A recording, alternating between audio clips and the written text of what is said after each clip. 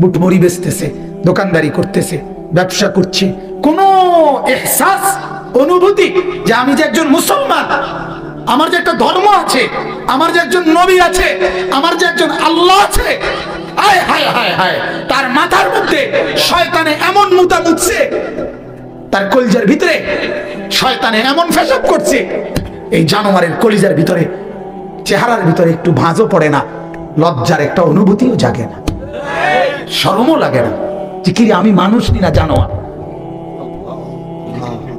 আমি মানুষ না জানোয়ার। আমার তো স্পষ্ট কথা, ফজরের নামাজ না পড়ে ঘুমায় যে ঘরে মানুষগুলো, আপনাদের যাদের ঘরের ছেলে ফজরের নামাজ না পড়ে ঘুমায়, বিবি ফজরের নামাজ না পড়ে ঘুমায়, মেয়ে ফজরের নামাজ না পড়ে ঘুমায়, এবং কর্মজীবী কামাই রোজগার করেন যারা, পরিবারের অভিভাবক ফজরের নামাজ না পড়ে ঘুমায় থাকেন, সকাল 8টায় 9টায় 7টায় যারা ঘুম থেকে ওঠেন নামাজ না পড়ে, এরা মানুষ ওঠে না, এরা জানোয়ার ঘুম থেকে ওঠে, জানোয়ার জানোয়ার জানোয়ার, এরা জানোয়ার। জানোয়ার বেটা তুমি, জানোয়ার তুমি, তোমার সাথে কুকুরের তফাৎ তুমি বলো। দাঁড়াও মিয়া, এখন দাঁড়াও, দাঁড়াও, তুমি বলতে পারলে আমি ছেড়ে দেবো মাইক, নেমে যাবো আমি, দাঁড়াও। তোমার সাথে কুত্তার পার্থক্য কও, বলো। কুকুরে খানা খায়, তুমিও খানা খাইছো, কুকুরে বিশ্রাম করে ঘুমায়, তুমিও বিশ্রাম করছো, কুকুরের ফেডেও বাচ্চা হয়, তোমার ঘরেও বাচ্চা কাচ্চা আছে, আর কি তা তফাৎ বলো মিয়া। জানোয়ারের সাথে পার্থক্য বলো আপনাদের ছেলেদের। শিক্ষিত হইতেছে ছেলে, হে পড়ালেখা করে, হে বলে শিক্ষিত। কি শিক্ষিত মিয়া, কি শিক্ষিত? মালিক চিনে না যে সে শিক্ষিত কিভাবে? আরে মনিব চিনে না যে, বানানে ওয়ালা চিনে না যে, সে শিক্ষিত কিভাবে হয়? মূর্খতা তো মূর্খ হয় না বাজান, হাইওয়ানতা তো হাইওয়ান হয় না।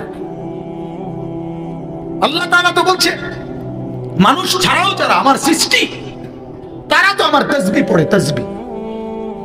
ইউসাব্বিহু লিল্লাহি মা ফিস সামাওয়াতি ওয়া মা ফিল আরদ, এই যে কোরআনের আয়াত। আল্লাহ বলেন সাত আসমানে এবং জমিনে যা কিছু আছে চতুর্দিকে, সব কিছু আমি মাওলার তাসবিহ পড়ে। কি পড়ে? আল্লাহ কোরআনে বলেন ইয়া জিবালু আফিবি মাহু, আল্লাহ পাহাড়কে বলছেন ও পাহাড়, আমার নবী দাউদ আমি মাওলার জিকির করে, তুমিও তার সাথে জিকির করো। পাহাড় পাহাড় পাহাড় মাওলার জিকির করে। আল্লাহ রাব্বুল আলামিন বলেন কোরআনুল কারীমের মধ্যে ওয়া ইম মিন শাইইন ইল্লা ইউসাব্বিহু বিহামদিহি, এমন কোন জিনিস নাই যা আমি মাওলার তাসবিহ পড়ে না, সব আমার প্রশংসার তাসবিহ পড়ে। আল্লাহ রাব্বুল আলামিন বলেন অত্তায়রু সাফাতিন, সারিবদ্ধ যেই পাখি উড়ে যায় সবগুলো আমি মাওলার তাসবিহ পড়ে। সমস্ত পাখি, সমস্ত জন্তু জানোয়ারের ডিউটি কেবল একটাই, মাওলার তাসবিহ। কি বলেন? আল্লাহর তাসবিহ। আর মাওলা পাক ফেরেশতাকে বলে বলে রিজিক পৌঁছায় দেয়। আল্লাহ বলেন আমার সৃষ্টি জগৎ সব আমার তাসবিহ পড়ো, আমি মাওলা রিজিক যথাসময়ে পৌঁছিয়ে দেব। এজন্য আমার শাইখ আল্লামা মুফতি মুশতাকুর নবী সাহেব হযরত বলেন পাখি বিরেক বলে সুবহানাল্লাহ সুবহানাল্লাহ।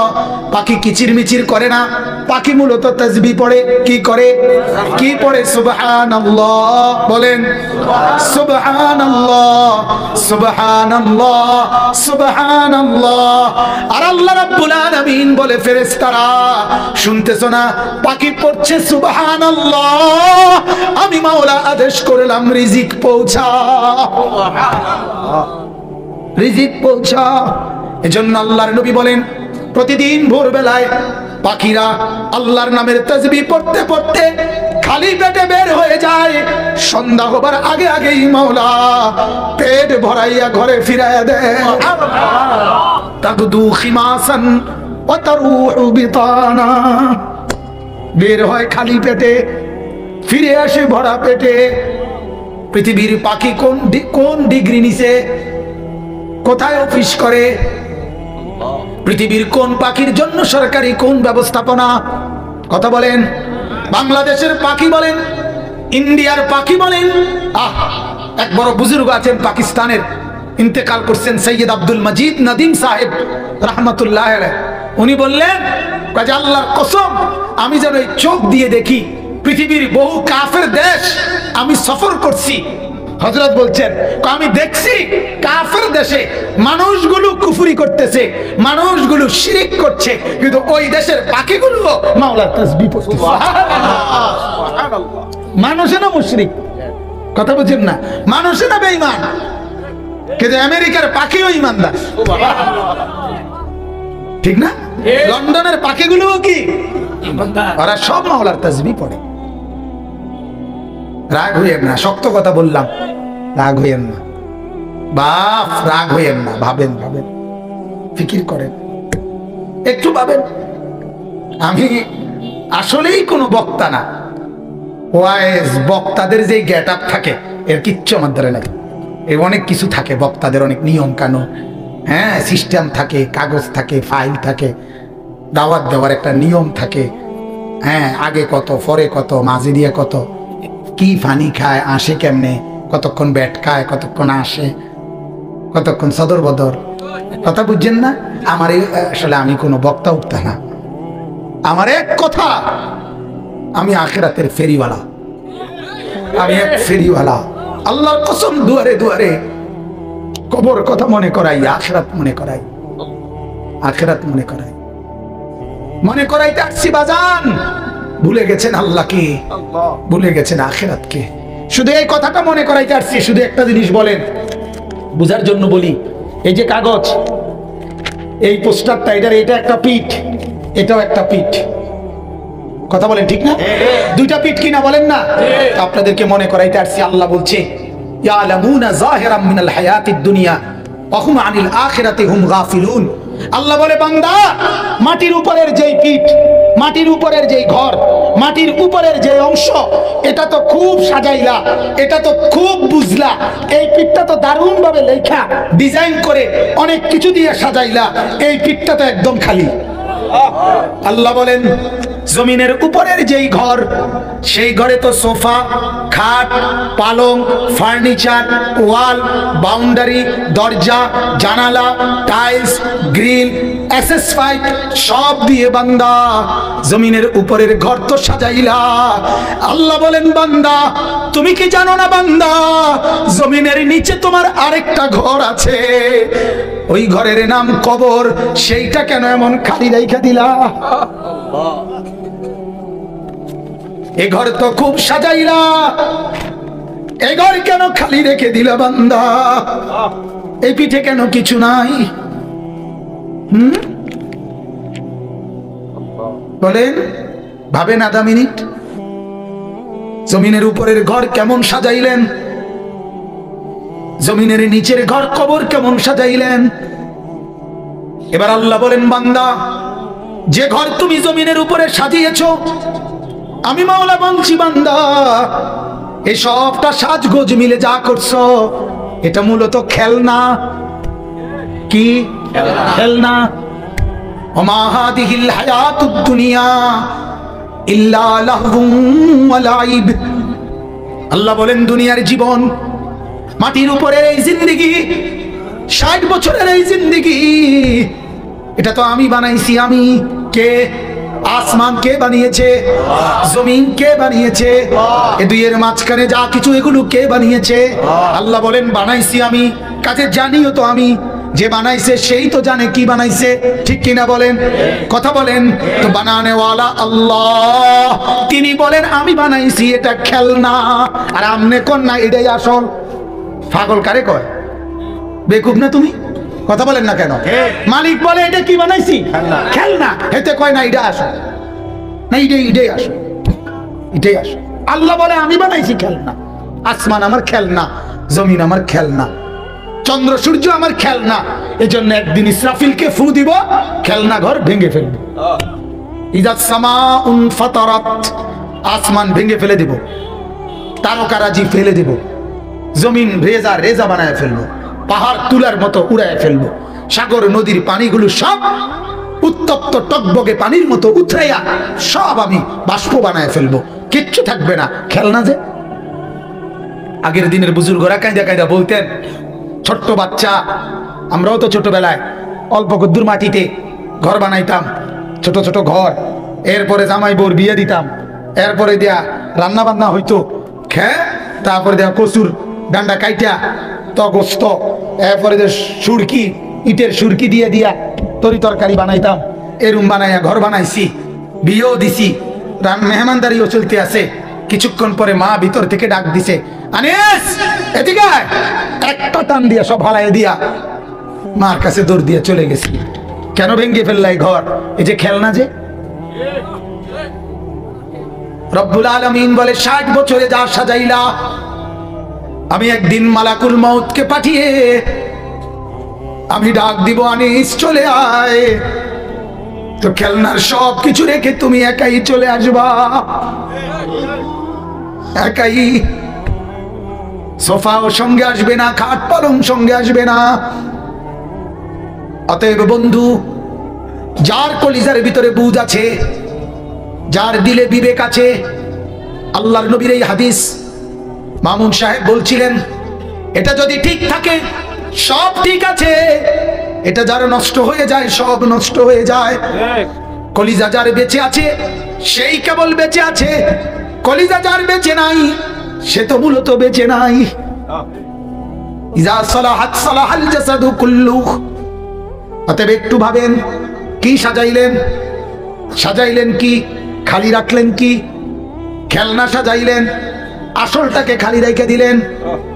ইন্নাদ দারাল আখিরাতা লাহিয়াল হায়াওয়ান। আল্লাহ বলেন আখিরাতের ঘর, জান্নাতের ঘর, ওইটাই জীবন, ওইটাই কি আসল, এটা খেলনা। এটা কি? গত 2 দিন আগে আমার এক ছোট ছেলে 5 বছরের, ওই আমার 2টা প্রাইভেট কার আনতে বলছিল, কিনতে। আমি 2টা প্রাইভেট কার কিনছি, আমার গাড়িটার মধ্যে করে নিয়ে গেছি। 2টা প্রাইভেট কার, একটা পলিথিনে লইছি 120 টাকা দিয়া, নিয়ে হেতারে দিছি। কোন তো কি কথা বলেন না, বলেন তো কি? খেলনা। এগুলো কি? 140 টাকা দিয়া একটা বেকু কিনছি, বেকু, বেকু মাটি কাটাতে বেকু কিনে হেরে দিছি। কি এটা? খেলনা। ঠিক এমন আল্লাহ বলে, বান্দা 10 তলা বিল্ডিং বানাইছে, না না খেলনা, খেলনা। এক সেট সোফা, খেলনা, খেলনা না এগুলো। আসল কই? আসল কোথায়? আসল কি বানাইলা সেটা বলো। ভুলে গেলা আসলকে, পড়ে রইলা খেলনার ভিতরে। আহ বাপ রে, বাবার ফিকির এটা, জিভুতের লাগিয়া গদ্দুয়ার, দাদারও ফিকির, নায়নাথপুরের লাগিয়া গদ্দুয়ার। আমরা থাকতে থাকতে যদি গদ্দুয়ারটা শেষ করে দিতাম, মূল্য আর দুঃখ ছিল না। না, ফুটাইতে টেলিভিশন চাইতে আরাম হইতো, মোবাইল চালাইতে সুবিধা, ঘরে বইয়া মানুষের ঘরে আর যাওয়ান লাগতো না। একজন ইমানদারের ভাবনা এটা হতে পারে না বাজার। ইমানদারের ভাবনা হবে, সবগুলো ছেলে যদি নামাজি হতো, ছেলের বউগুলো পর্দানসীন হইতো, মেয়েগুলো যদি দিনদার হইতো, নাতি নাতনি যদি কোরআন পড়তে পারতো, আল্লাহর কসম তাইলেই বলতে পারতেন আর আমার কোনো চিন্তা নাই, এখন আর মরলেও কোনো টেনশন নেই। কিন্তু যে ঘরে রঙিন টেলিভিশন আছে, যে ঘরে কেউ নামাজ পড়ে না, যে ঘরের আয় রোজগার হারাম হালাল না, আপনার কাছে অনুরোধ চাচা, আল্লাহর ওয়াস্তে আপনি কবরে যাইয়েন না, কষ্ট পাইবেন। বিড়ি মুখে কবরে যাইয়েন না, টেলিভিশন চলা অবস্থায় ঘরে রাইখা কবরে যাইয়েন না বাজান, অনুরোধ আমার, কবরে যাইয়েন না, কবরে যাইয়েন না। ওই কবর আপনারে কষ্ট দিবে, ওই কবর আপনারে বড় কষ্ট দিবে। আল্লাহ আমাদেরকে বুঝার তৌফিক দান করুক, আল্লাহ আমাদেরকে কবুল করুক। আমার ভাই, আজ আমরা ওই যে বললাম, আজ আমরা হেরে গেলাম, আজ আমরা হেরে গেছি। আমাদেরকে মুখোমুখি যুদ্ধে কাফের বেঈমান পরাজিত করতে পারেও নাই, পারবেও না। কিন্তু আমরা হেরে গেছি মনস্তাত্ত্বিক ভাবে, মানসিক ভাবে হেরে গেছি। মন মগজে, মন চিন্তা চেতনায় হেরে গেছি। আজ অবৈধ টাকা, অবৈধ রোজগার, এটাকেই আমরা জীবনের চাওয়া পাওয়া বানায় ফেলছি। সুদের টাকা, ঘুষের টাকা, কিস্তির টাকা, লোনের টাকা, পত্তনের টাকা, এটাকে জিন্দেগি বানায় ফেলছে। কারণ টার্গেট একটাই, হারাম হোক, হালাল হোক, জায়েজ হোক, না জায়েজ হোক, মানুষের মাথার বাড়ি দিয়া হোক, যেমনে পারি আমাকে দুনিয়ার টার্গেট ফুরাইতেই হবে, ঘরের কাম শেষ করতেই হবে, এই জমি 10 শতক কিনতেই হবে, ফার্নিচার অলংকার ব্যবস্থা করতেই হবে। অতএব এটা যেহেতু আমার জিন্দেগির টার্গেট, সিদ্ধান্ত, অতএব টাকা হালাল হোক হারাম হোক আমার লাগবেই। এটা না কথা বলেন না কেন? তাহলে আমরা জিন্দেগির টার্গেট বানাইছি কি? দুনিয়া। কি বলেন না? অথচ না, এক ইমানদারের জিন্দেগির টার্গেট দুনিয়া না, আমাদের জিন্দেগির টার্গেট আখিরাত, আমাদের জিন্দেগির টার্গেট জান্নাত, আমাদের জিন্দেগির টার্গেট আল্লাহ পাকের দিদার, আমাদের জিন্দেগির টার্গেট নবীজির সুপারিশ, আমাদের জিন্দেগির টার্গেট নবীজির হাউজে কাউসার, আমাদের জিন্দেগির টার্গেট নবীজির সাথে জান্নাতুল ফেরদাউসের মেহমান হওয়া। এটা টার্গেট, এটা টার্গেট। কথা বুঝছেন? অতএব এই ফিকিরে নিজের বিবেক খাটান, আমার অনুরোধ। এবার আয়াতগুলোর তরজমা বলি। আল্লাহ তাআলা এখানে, আমি কোরআনুল কারীমের এই আয়াতের তরজমাগুলো বললেই আমার কথা শেষ। 13 নম্বর পারা, কোরআনুল কারীমের 13 নম্বর সূরা। সূরাটার নাম হলো সূরা রাদ। এই সূরা 19, 20, 21, 22, 23, 24, কয়টা হলো? 19, 20, 21, 22, 23, 24, 6টা আয়াত আমি তেলাওয়াত করছি। লম্বা তাফসীর করব না, অল্প কথা, শুধু বুঝানো অল্প একটু। আমি শুরুতেই বললাম আমি আসছি বিবেক জাগাইতে। কি জাগাইতে বলেন? কলিজা, কলিজা জাগাইতে আসছি, বিবেক জাগাইতে আসছি। কারোর সাথে কারো দ্বন্দ্ব, কারোর সাথে কারো ঝগড়া, কারোর সাথে কারো বিভেদ, এটা তৈরি করতে না, আল্লাহর কসম, এই জন্য না।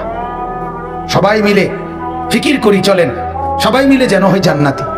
ঠিকই না বলেন না? টার্গেট ঢাকা পৌঁছা, টার্গেট কই পৌঁছা? ঢাকা পৌঁছা। এবার রওনা দেন, যে জেন দিয়া পারেন, কথা থাকলো ঢাকা একত্র হন। ঠিকই না বলেন না? কেউ যান চলেন ব্রাহ্মণবাড়িয়া হইয়া, বিশ্ব রোড হইয়া, নরসিংদী দিয়া, কেউ এখান দিয়া ফেরি দিয়া 2500 হইয়া, কেউ গরিপুর দিয়া, আপনার কাশপুর এদিক দিয়া, কথা রইল ঢাকা গিয়ে একত্র হন। ঠিকই না বলেন? কাজে কথা হইল জান্নাতে গিয়ে একত্র হব। ঠিক আছে না ইনশাআল্লাহ? এই জন্য এ কথার উপরে সিদ্ধান্ত নেই, জান্নাতে একত্র হব। আপনি উনার লগ ধইরা ঠিক আছে, আপনি উনার লগ ধইরা ঠিক আছে, আপনি উনার লগ ধইরা ঠিক আছে, আপনি আমার লগ ধইরা ঠিক আছে। কথা রইল একত্রে 4 জন চলতে থাকি, যেন মিলিত হই জান্নাতে। কথা বুঝছেন না? এটা হলো টার্গেট, এটা হলো উচিত, এটা হলো ইনসাফ। কাউকে ফেলে না দেওয়া। ইমানদার তাকে বলে যার কলিজা এটা, যে আটলান্টিক মহাসাগরের ওই পারেও যদি কোনো মানুষ থেকে যায়, সে যেন আমার আল্লাহকে পেয়ে যায়, সেও যেন আখিরাত পায়। আমরা কিতাবে পড়ছি, নবীজির একজন সাহাবী উকবা ইবনে নাফি রাদিয়াল্লাহু তাআলা আনহু, তিনি ইসলাম প্রচার করতে করতে আফ্রিকা শেষ করে এরপরে আটলান্টিক মহাসাগরের পারে গিয়ে উনি মানুষদেরকে জিজ্ঞাসা করছে, শেষ আপনাদের জানা মতে আর এই সাগরের ওই পারে মানুষের কোনো অস্তিত্ব আছে কিনা? কসম, এটা কিতাবের কথা, মানুষের অস্তিত্ব আছে কিনা? তখন হযরত উকবা ইবনে নাফিকে মহল্লাবাসী বলল যে মানুষের অস্তিত্ব তো দূরে থাক, এই সাগর অথই মহাসাগরের ওই পারে মাটি আছে কিনা এটাই আমাদের জানা নেই। মানুষ তো নাই, মাটিও জানা মতে নাই। এরপরে আশ্চর্য শুনেন, ওই সাহাবী উকবা ইবনে নাফি নিজের ঘোড়া, যেটার মধ্যে উনি ছিলেন, এই ঘোড়ার সামনের 2 পাও, কিতাবে লিখছে উনি পানিতে, আটলান্টিক মহাসাগরের পানিতে ভিজাইছেন, পাও দুটোটা ভিজাইয়া চুবাইয়া, এরপরে আল্লাহর কাছে হাত তুলে বললেন, আল্লাহ তোমার এই বান্দারা সাক্ষী দিছে আটলান্টিক মহাসাগরের ওই পারে, ওইখানে আর মাটি নাই, আর মানুষের অস্তিত্ব তাদের জানা মতে নাই। মাওলা তোমার কসম করে বলি, আমি ইসলামের দাওয়াত দিতে দিতে এই পর্যন্ত আসছি মাওলা, আল্লাহ আপনার কসম, যদি আপনার একটা বান্দা বলতো, যে একজনও যদি বলে যে ওই পারে আমার জানা মতে একটা লোক আছে, আল্লাহ আপনার কসম, আমি ঘোড়ার পাও মাটি পানিতে চুবাইয়া বুঝাইলাম, আমি ওই একটা লোককেও কালেমার দাওয়াত দিতে যেতে প্রস্তুত আছি মাওলা। কিন্তু ওরা বলছে আর নাকি লোক নাই, এই জন্য থেমে গেলাম, নাই তো আমি যেতাম। এই হলো ইমানদারের মিশন, এই হলো মুসলমানের মিশন। আজ লাখ লাখ যুবক নামাজ পড়ে না বাপ, এদেরকে কে নামাজি বানাবে? ফেরেশতারা এসে, ঠিক না? কে বানাবে? আজ হাজারো মা বোন বেপর্দার উৎসব বহায় দিচ্ছে, এদেরকে দিনদার পর্দানশীল কে বানাবে? বলে না, কেউ ফিকির না করলে হবে? এমনি এমনি এ সমাজ এমনি বদলে যাবে? লক্ষ লক্ষ যুবক মদ, গাঁজা, ইয়াবা, ফেন্সিডিল, মাদকাসক্ত কি পরিমাণ! বাংলাদেশের কোন ইউনিয়ন এখন আছে যেখানে মাদকাসক্ত নাই, নেশাখোর নাই? আশ্চর্য! আমরা এত বড় ভাগ্যবান দেশে বসবাস করি, আমরা ভাগ্যবান। আমাদের দেশের বুদ্ধিজীবীরা গত এক সপ্তাহ আগে বাংলাদেশের শ্রেষ্ঠ বুদ্ধিজীবীরা কিছু বুদ্ধি দিছে, সরকারের কাছে বুদ্ধি পেশ করছে যে বাংলাদেশের সমস্ত দোকানপাটে আপনার সর্বত্র, শুনছেন না, এটা খোলামেলা সবখানে মদের যত জিনিস স্বাভাবিকভাবে বিক্রয়ের অনুমতি দেওয়া হোক, যাতে খোলামেলা বিক্রয় করিলে এরপরে কিনতে গিয়া শর্মে আস্তে আস্তে কিনতো না, নেশা কমে যাবে। অসাধারণ বুদ্ধি, অসাধারণ! কি বুদ্ধি রে বাপ!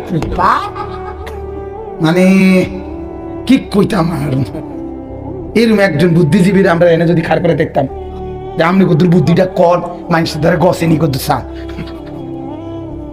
আমনি কদ্দুর একটা মাহফিলে খারাইয়া বুদ্ধিটা কন চান যে জুতা জাগাত থাকেনি কারো, কোনো জনগণের জুতা যেতে খায় তে কবা আমি আগে ফিডুম তোর খাইলে খাইছি মত, তুই কি তারে কইলি? এটা এরা বুদ্ধিজীবী। বলেন নাউজুবিল্লাহ, বলেন নাউজুবিল্লাহ। তার এই জন্য বাপ, এই সমাজকে বদলাইতে হবে, আর বদলানোর একটাই মাধ্যম কোরআন, রাসূলুল্লাহর সুন্নাত, নবী পাকের হাদিস, আল্লাহ এবং তার রাসূলের, এটাই আমাদের জন্য।